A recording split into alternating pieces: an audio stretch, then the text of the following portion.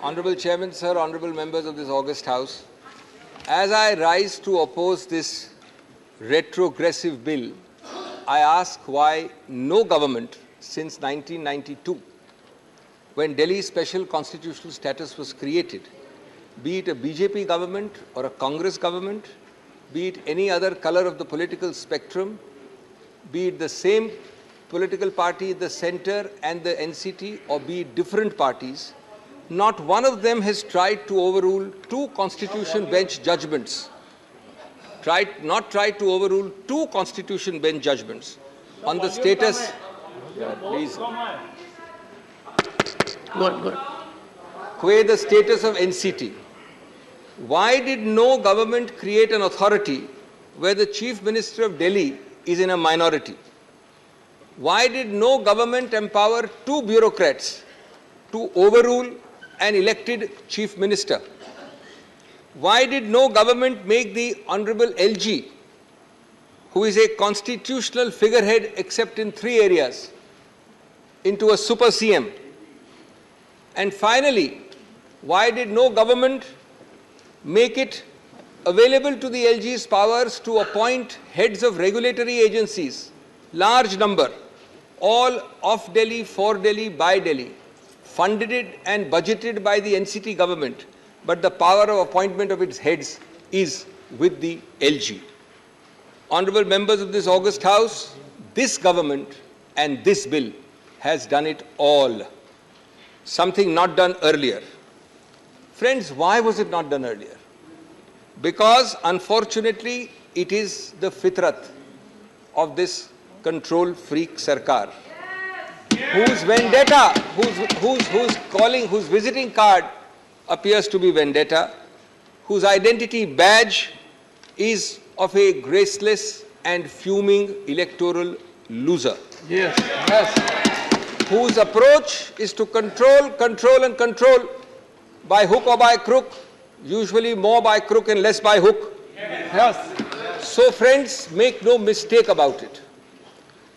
As I will demonstrate shortly, this bill is completely unconstitutional. It is fundamentally anti-democratic. It is a frontal assault on the regional voice and aspirations of the people of Delhi. It violates all principles of federalism, all norms of civil service accountability, all models of assembly-based democracy, and of course, it violates, as I will demonstrate, the basic structure. Friends, it is not about this NCT government or that. It is the deliberate regression from a people's government guaranteed to the people of Delhi 30 years ago.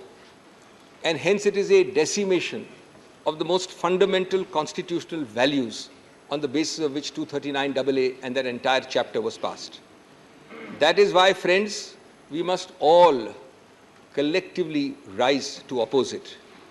Because otherwise, friends, Iqbal's words will haunt us when he talked of Tarikh ki nazrein, and he said, "Lamhon ne khata ki, sadiyon ne saza pai." Friends, we must also collectively oppose it, because someday this anti-federal knock will come at your door. ये उनके लिए सोचने की बात है जो इस bill का समर्थन कर रहे हैं या समर्थन करने की घोषणा कर दी है, जो आज दिल्ली सरकार के साथ हैं, शायद कभी आपके पास भी जल्द ही आपके साथ भी ऐसा ही हो सकता है। सबका नंबर आ सकता है। उस वक्त जब नंबर आएगा तो आपको सिर्फ याद आएंगे मार्टिन न्यूमेलर के वर्ड्स। वो पुराने जाने माने शब्द हैं, लेकिन मैं दोहरा रहा हूं। First they came for the socialists and I did not speak out because I was not a socialist. Then they came for the trade unionists and I did not speak out because I was not a trade unionist. Then they came for the Jews and I did not speak out because I am not a Jew. Then they came for me and for you, and there was no one left to speak for us. Friends, what does, let me start with my two heads. What does this bill do textually first? And secondly, what is the consequence of that text? Let me deal with these two aspects first. दोस्तों, ये bill एक civil services authority बनाता है और उसको व्यापक शक्तियां देता है सुझाव देने की, हर नियुक्ति, हर स्थानांतरण, हर चीज के बारे में, ग्रेड ए अफसर से लेके दानिश अफसर तक। व्यापक है, विशाल है। कौन किसी और की सरकार में वित्त का सेक्रेटरी बनेगा, कौन पीडब्ल्यूडी का सेक्रेटरी बनेगा, उनके बीच में अदला बदली कब और कैसे होगी, ये माननीय एलजी करेंगे निर्णय, न कि चुनावित सरकार। ये बड़े स्पष्ट प्रावधान है, मैं अभी आपको प्रावधान के नंबर नहीं दे रहा हूं। दूसरा, जितने भी सतर्कता के अधिकार क्षेत्र हैं और जितने भी नॉन सतर्कता, नॉन विजिलेंस, वो सभी केसेस अनुशासनहीनता के विषय में सब इस अथॉरिटी में आएंगे सुझाव के लिए और माननीय एलजी के पास निर्णय के लिए। इसका उद्देश्य बड़ा स्पष्ट है। उद्देश्य है एक भय और हिस्टेरिया का माहौल बनाना, एक खौफ पैदा करना, जिससे कि आप इन सभी सचिवों को कंट्रोल कर सके, जो कि दिख रहा है दिन प्रतिदिन। तीसरा, ये अथॉरिटी में 3 व्यक्ति हैं, चीफ सेक्रेटरी, प्रिंसिपल सेक्रेटरी और मुख्यमंत्री को बहुत बड़ा ओहदा दिया है, अध्यक्ष बनाया गया है। ये अजीब सा अध्यक्ष है दोस्तों। कोरम है 2 लोगों का, ये एक चेयरमैन है बिना चेयर के। मैंने वैश्विक और भौगोलिक रूप से आज तक कहीं नहीं देखा मेरे सीमित अनुभव में कि एक चुनावित चीफ एग्जीक्यूटिव 2 सचिवों के नीचे आएगा। ये 2 सचिव बैठ के निर्णय करेंगे, ये 2 सचिव बैठ के निर्णय करेंगे और वो मुख्यमंत्री वहां खड़ा होगा, देखता रहेगा, चुप्पी साधेगा या अपना डिसेंट नोट करवाएगा। और उसके बाद, और ये सब प्रावधान है, एक एक चीज मैं जो बोल रहा हूं प्रावधान है, उसके बाद ये निर्णय और सुझाव जाएगा पहले सुपर सीएम के पास और उसके बाद सुपर बॉस जो हमारे सामने बैठे हैं माननीय गृह मंत्री, ये सब गृह मंत्रालय में आएगा।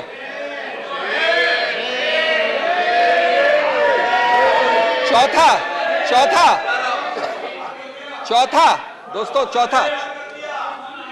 बाद में चौथा, जितने बोर्ड्स हैं, समितियां हैं, संस्थाएं हैं, वो सब, और इसमें बहुत हैं, महत्वपूर्ण हैं, अल्पसंख्यक संघ, Delhi सूरेज board, Delhi Jal board, so many, labour welfare board, Waqf board, ऐसे 20 की सूची हमने दी है न्यायालय में।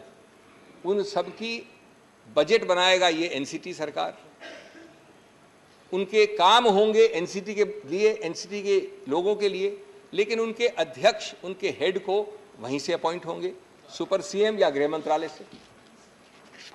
5वां, जो दूरगामी नीतियां हैं सभी सिविल सर्विस के लिए, उनके टेन्योर के लिए, उनके स्थानांतरण के लिए, उनकी नियुक्तियों के लिए, कौन सी पोस्ट नाजुक है, कौन सी पोस्ट सेंसिटिव नहीं है, और उपयुक्तता, वर्ड इस्तेमाल किया सूटेबिलिटी, उपयुक्तता इस अफसर की इस पद के लिए, ये सब, और हेड ऑफ डिपार्टमेंट कौन होना चाहिए, ये सब माननीय सुपर सीएम, और अंततोगत्वा हम जानते हैं कि जो सब चीज करती है नियंत्रण, वो होम मंत्रालय। हर छोटी चीज के लिए, एक हर बड़ी चीज के लिए पूर्ण रूपेण व्यापक निर्बाध टेक ओवर, कब्जा, निर्बाध कब्जा है। माननीय प्रधानमंत्री, माननीय गृह मंत्री, आप जैसे उच्चतम पद पर विराजमान महानुभाव, क्या आप अफसर क्लासेस के लिए निचले से लेके सेक्रेटरी तक नीतियां आप बनाना चाहते हैं? कम से कम वो तो एक छोटे ओहदे वाले मुख्यमंत्री के पास छोड़ दीजिए। Sixthly, friends, the secretary, this is amazing. The annals of history of legislation have not seen bills like this. The secretary of the department is made in charge of preparing and authenticating every memo, including cabinet notes. Not bad yet. Disagreements between the secretary and the minister have to be recorded in writing and then sent to the LG, and the secretary in the act itself, in the bill itself, says that the secretary may write on the note which he sends to the LG why the secretary thinks that the Council of Ministers is taking a decision contrary to law. Any law. Law means any law. Any law of India, in the opinion of the secretary, is being violated by the Council of Ministers, goes to the LG. It makes, friends, the elected government hollow, a chief minister paralyzed, unable to act, any minister shivering before his or her secretary, and the bureaucracy looking up to the LG even for sneezing, and the LG, of course, looking up to the Home Ministry. ऐसे हालात को देखकर मुझे वो पुराना शेर याद आया दोस्तों, एक काफिले वालों तुम इतना भी नहीं समझे, लूटा है तुम्हें रहजन ने रहबर के इशारे पर. This bill, friends, eliminates 2 out of the 3 interlocking, fundamental, distinct chains and institutions which form the bedrock of any assembly-based democracy, and therefore they hit at the very root of the basic structure. These 3 interlocking chains, which are discussed in 10 paragraphs of the Supreme Court judgment, I wish somebody had read the judgment carefully before drafting the bill,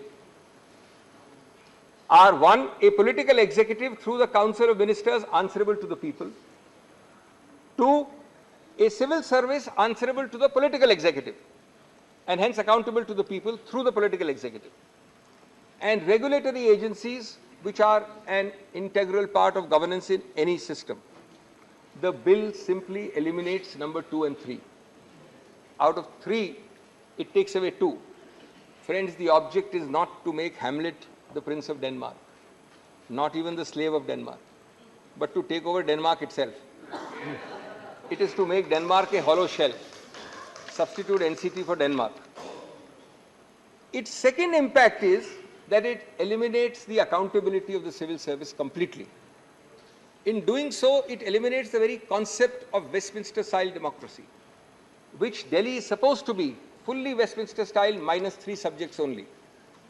The civil service, friends, after this bill will jump, bend, crawl, answer at the behest of an external agency, be it the Home Ministry or the Super Chief Minister.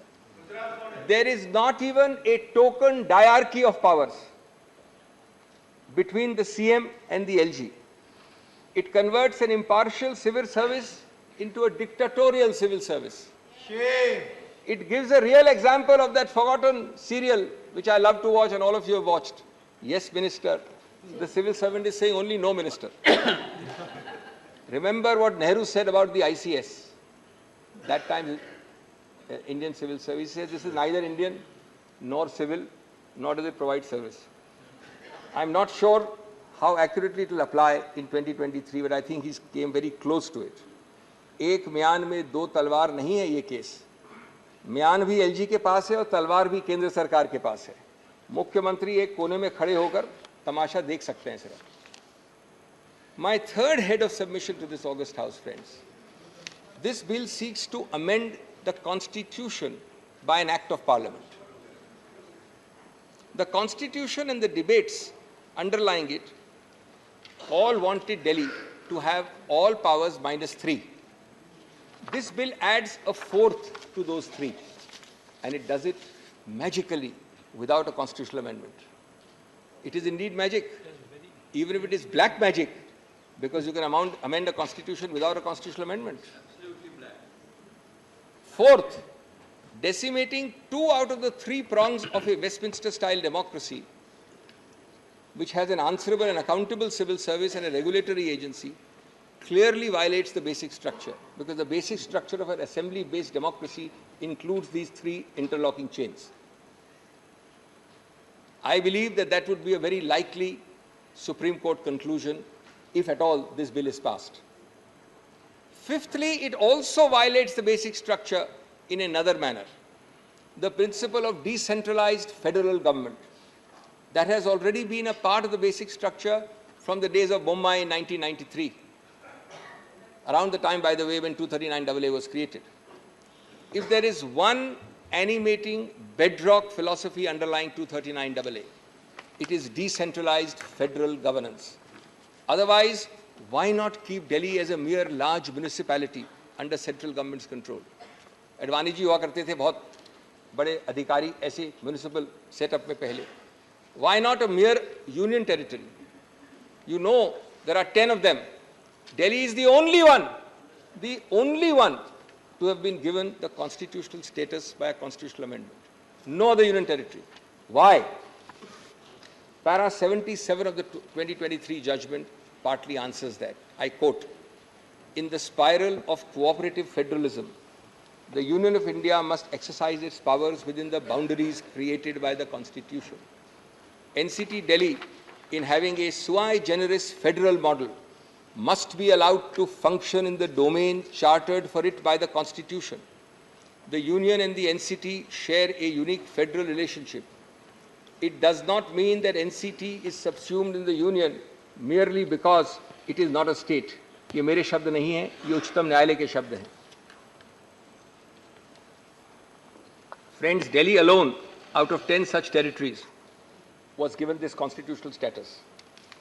Not only because federalism and the aspirations of the people of Delhi were recognized, but the idea was that you will not be able to amend it out of shape, out of character, without a constitutional amendment. You don't have it today. You have a statute. This arrogant government, and this is very interesting, this arrogant government first tried it by invading Delhi's special status in 2016 and 17. Forgotten now, by executive action without even a statute. We argued and we got a 2018 first Constitution Bench judgment which struck it down. It did it again by a second notification without a constitutional amendment and lost it, and the judgment came in 2023, few months ago. But friends, unfortunately there is no cap on deliberate foolishness. There is no bar to repetitive constitutional error. They have done this again. This time they've upgraded it from a notification to a statute, but still without a constitutional amendment. And even if this bill is passed, which I am sure it will not be, the result will be the same a third time. History will repeat itself. Friends, constitutional stupidity masquerading as power is by no means a new phenomenon, especially when reason falls on deaf ears. The result is always the same: जिहालत, हिमाकत और नफरत. संविधान का basic structure दोस्तों लम्हों की बात नहीं है, सदियों की बात है. और अगर संविधान को सदियां सुनेगी, लम्हे नहीं, तो हम सबका उत्तरदायित्व बनता है कि हम उस संविधान की आवाज की हिफाजत करें. क्योंकि अदर नहीं तो संविधान चीख चीख कर कहेगा मुझे लम्हे नहीं, सदियां सुनेंगी, हिफाजत से मेरी आवाज रखना. आज आप केंद्र में हैं, मैं आप पार्टी की बात नहीं कर रहा हूं, मैं बीजेपी की बात कर रहा हूं. आज आप ट्रेजरी बेंच में हैं, कल कोई और होगा. ये कायम रहेंगे कि ये कायम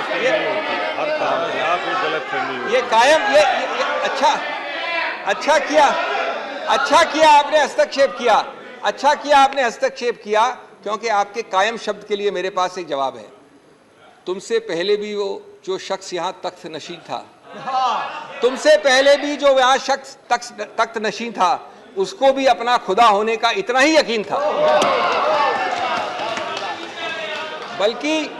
बल्कि बशीर बद्र को कृपया भूलिए नहीं.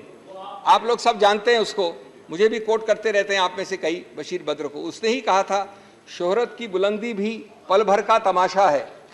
शोहरत की बुलंदी भी पल भर का तमाशा है. जिस डाल पे बैठे हो वो टूट भी सकती है.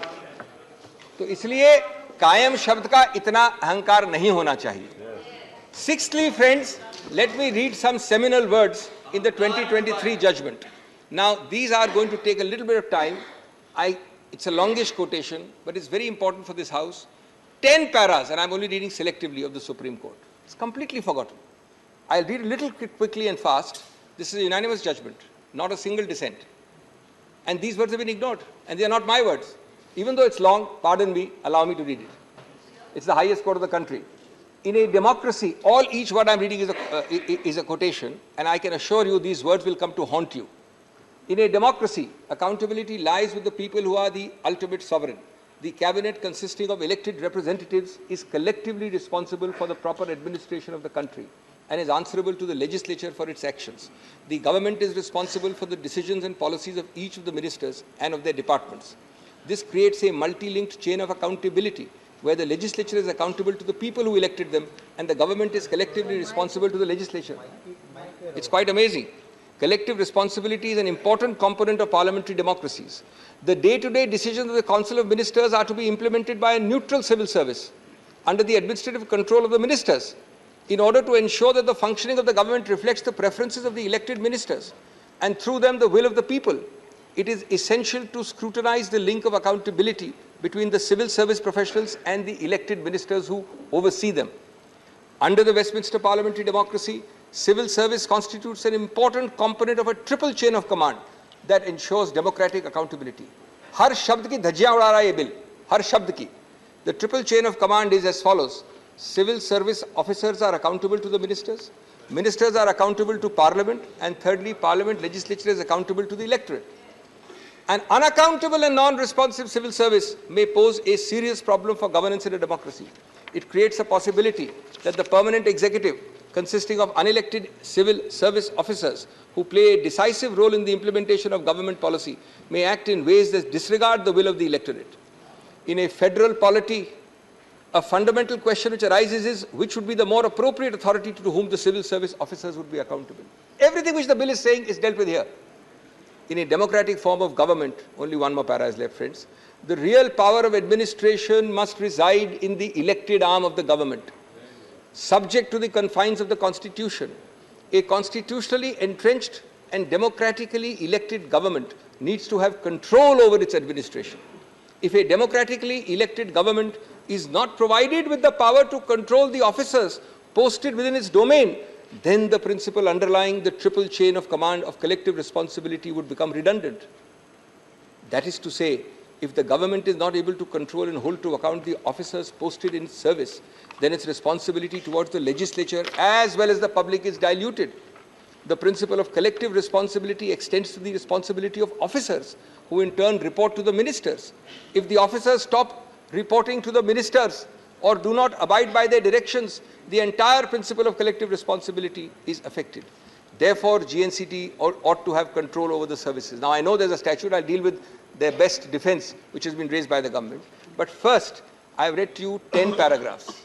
For those interested, from 102 to 111. Clearly, friends, this bill is therefore, in the light of these paragraphs, stillborn. It does not, indeed cannot remove the basis, which is this of the unanimous Constitution Bench judgment. These quotations I have just read are bedrock principles. This bill is simply providing provisions directly contradicting these bedrock principles. It cannot simply nullify a unanimous Constitution Bench. It must at least amount to removing its basis and rendering that judgment inoperable. I have just read to you passages which are impossible to remove the basis of. These are bedrock principles. How do you remove the basis? It is therefore trying to overrule directly a Supreme Court judgment. It therefore is an impermissible constitutional exercise if you try to nullify a Supreme Court judgment without removing its basis. It is not only does this bill insult the people of Delhi, it insults the Supreme Court. It insults our intelligence.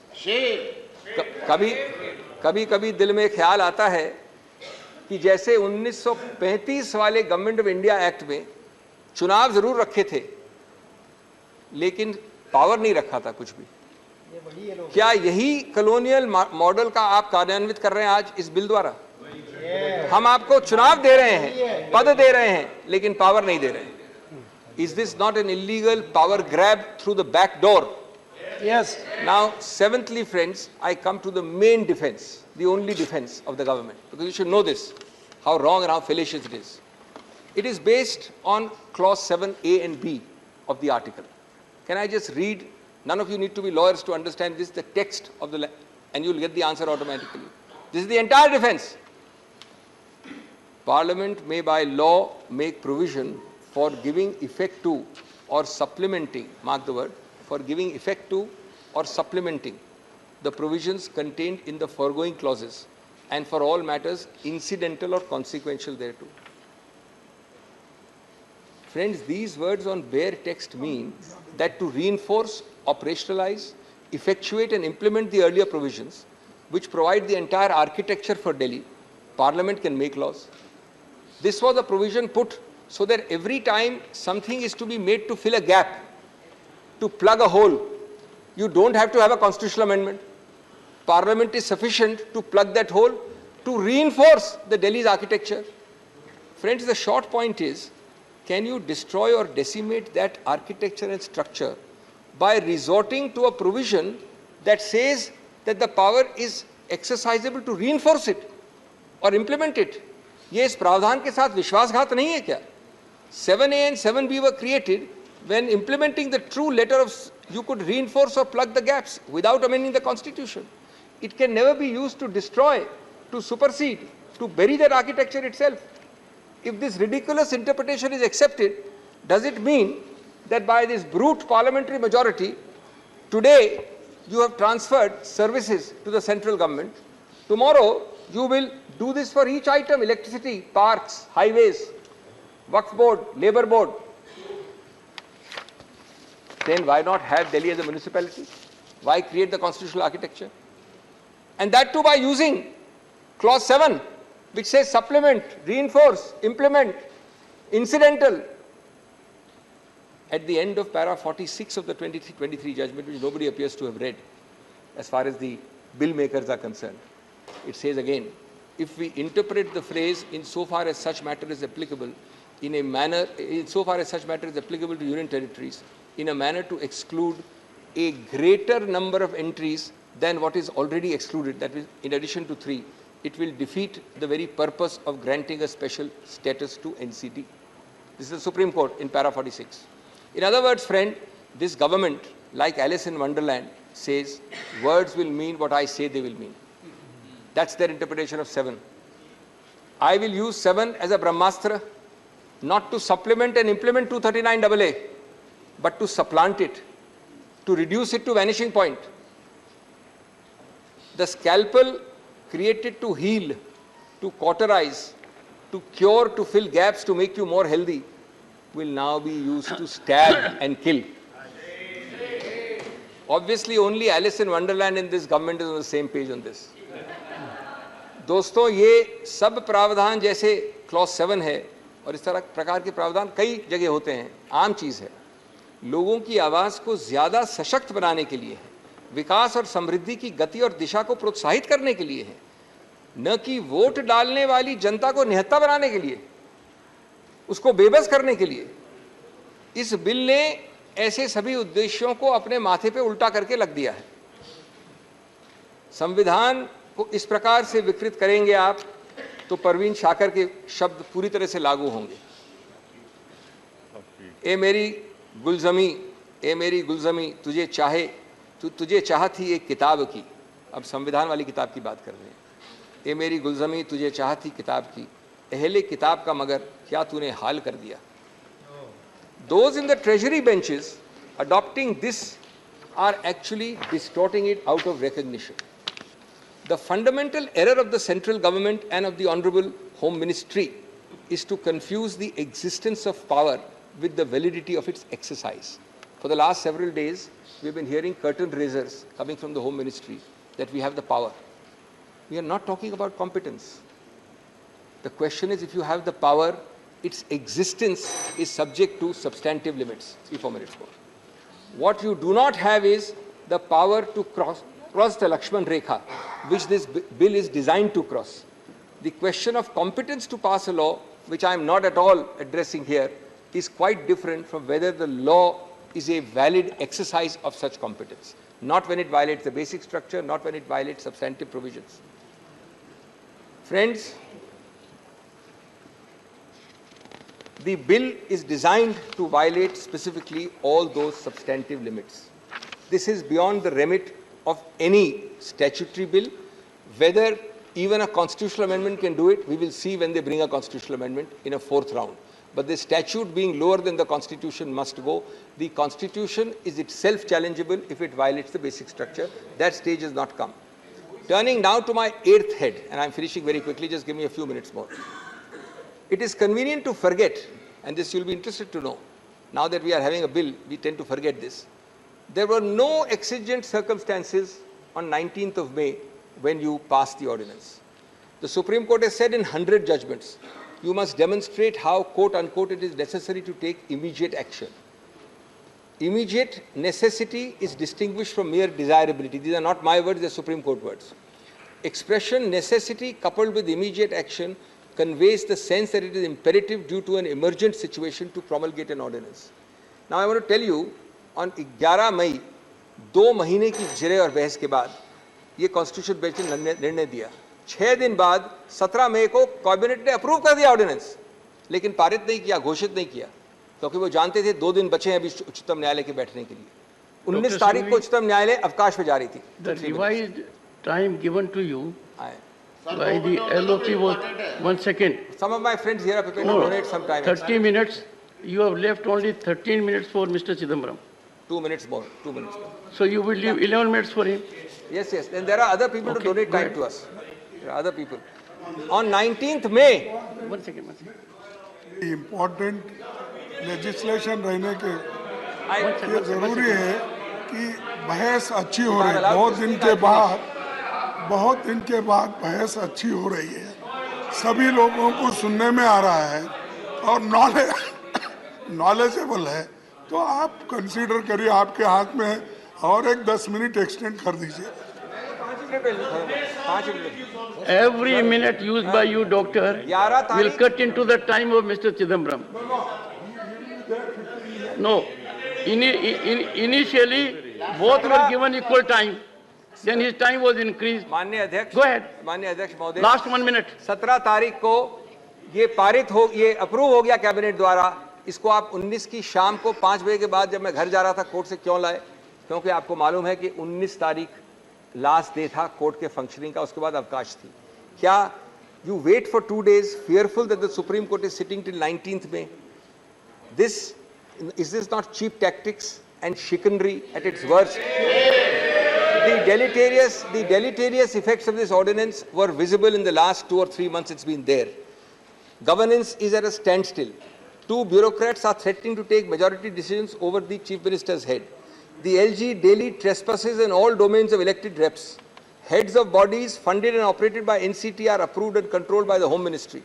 NCT is reduced to a fiefdom of the central government. Insubordination is at its peak.